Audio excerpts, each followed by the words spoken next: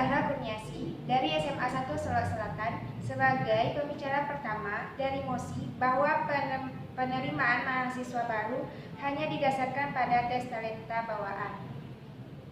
Penerimaan mahasiswa baru harus dinilai melalui kemampuan, tidak hanya melalui nilai akademik. Dengan demikian, mahasiswa akan lebih banyak belajar agar memahami kemampuannya tersebut.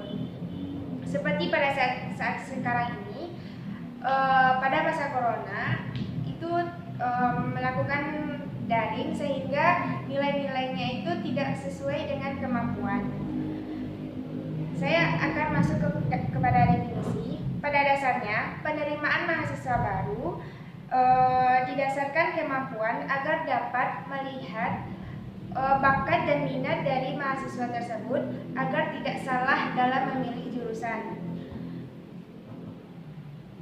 Solusinya, karena banyak calon mahasiswa yang mendaftarkan di universitas hanya dengan modal nilai tanpa tahu adanya kemampuan tersebut, maka bisa jadi salah jurusan nanti jika memilih jurusan.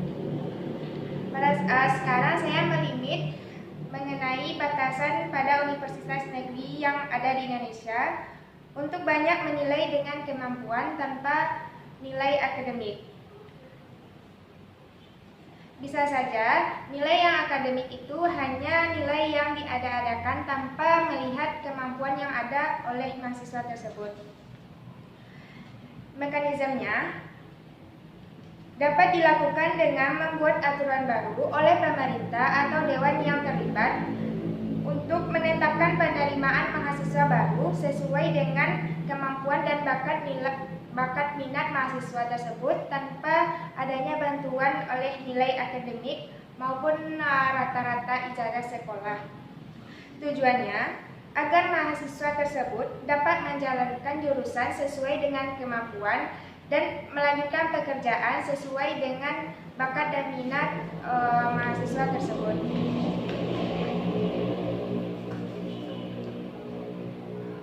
Argumen saya, seperti yang kita lihat sekarang, masih dengan tes akademik, jurusan yang dipilih akan berdampak pada masa depan.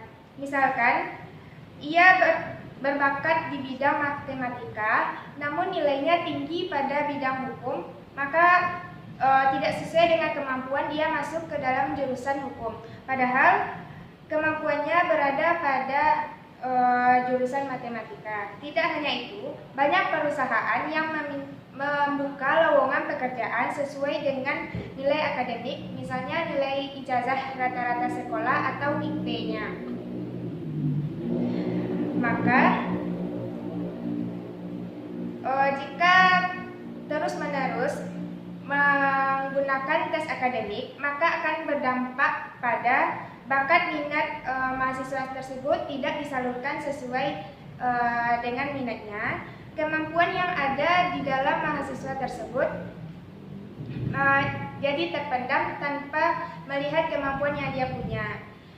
Yang ketiga, jika tes akademik berlanjut, maka banyak mahasiswa yang haus nilai tanpa melihat kemampuan yang dia miliki.